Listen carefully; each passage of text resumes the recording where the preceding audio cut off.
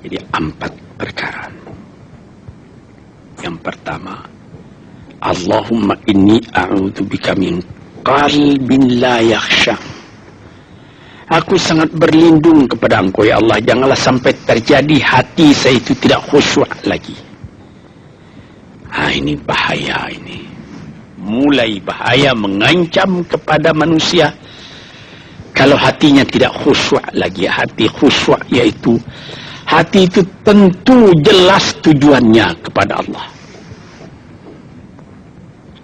Allah menjadi pegangannya. Allah menjadi bentengnya. Allah menjadi ingatannya. Allah menjadi tujuannya.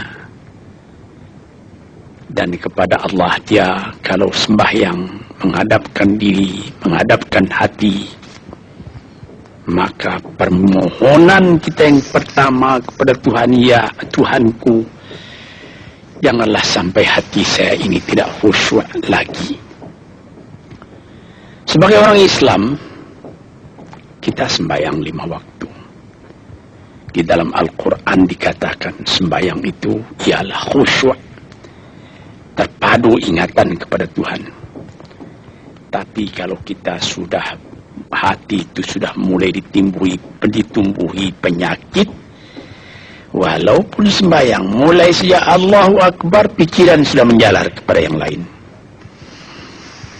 Piutang belum menerima, utang belum terbayar,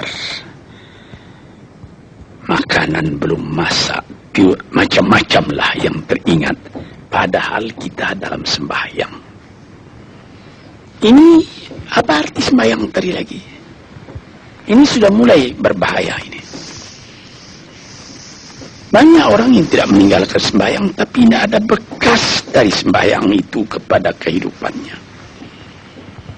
Di dalam sembahyang kita baca inna salati wa nusuki wa mahyaya wa mamati lillahi rabbil alamin. Sesungguhnya sembahyangku dan ibadatku dan hidupku dan matiku sama sekali terserah kepada Allah. Ini dirasakan dalam hati, bukan cuma disebut di dalam mulut. Sebagaimana dikatakan, bukan jadi lip service sebagai seput tangan penggosok-gosok mulut, bukan begitu. Yang dari hati. Kalau sudah dari hati yang khusyuk, ini berbekas kepada kehidupan. Aku tak takut menghadapi segala keadaan dalam hidup, sebab hatiku bertali dengan Tuhan. Dari Tuhan aku datang, kepada Tuhan aku akan kembali. Ini namanya hati yang khusyuk. Tapi kalau sekiranya bacaan tetap fasih, tapi tidak ada lagi dari hati, melainkan rutin saja. Sembahyang 5 waktu sehari semalam, tapi tidak merubah kepada perangai, tandanya sembahyang tadi tidak khusyuk. Ini yang pertama kita minta kepada Tuhan.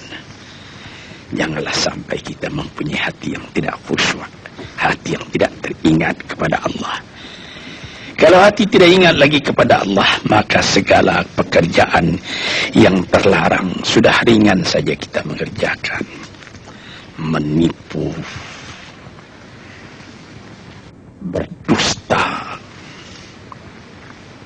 membujuk orang lain mengerjakan perbuatan yang salah, mencela, memaki, itu karena tidak ingat kepada Allah, cuma ingat kepada diri sendiri saja. Ini yang pertama. Yang kedua dikatakan wa min ilmin la yanfa', dan aku berlindung kepada Engkau ya Allah daripada ilmu yang tidak memberi manfaat. Padahal disebutkan oleh ahli-ahli, ilmu yang memberi manfaat itu membawa manusia kepada iman. Al-ilmu yad'u ilal iman. Ilmu itu membawa manusia kepada iman.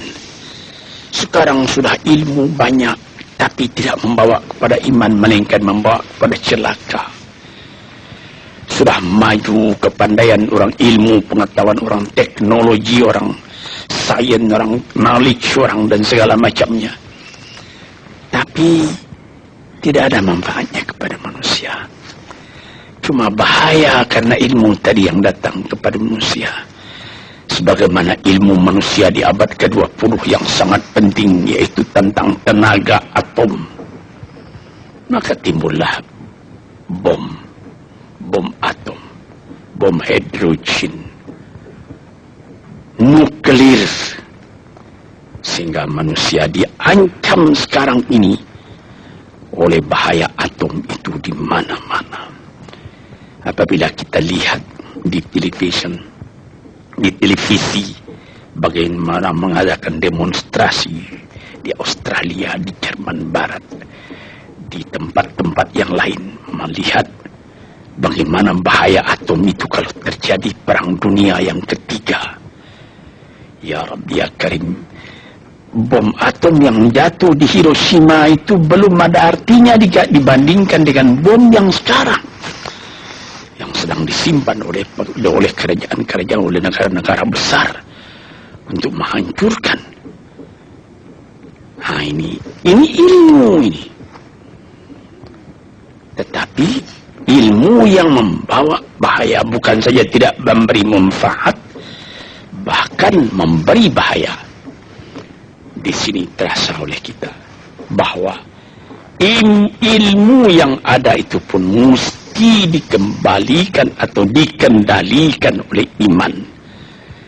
Kalau tidak, maka nyawa manusia ini akan dipandang sebagai sampah saja. Dijatuhkan satu bom hidrogen ke dalam kota Jakarta ini, na'udzubillahi min dzalik. Umpamanya dimasukkan ke kota Jakarta ini, satu bom hidrogen saja, itu sudah habis penduduk Jakarta yang lebih dari 5 juta ini. La haula wala quwata illa billah.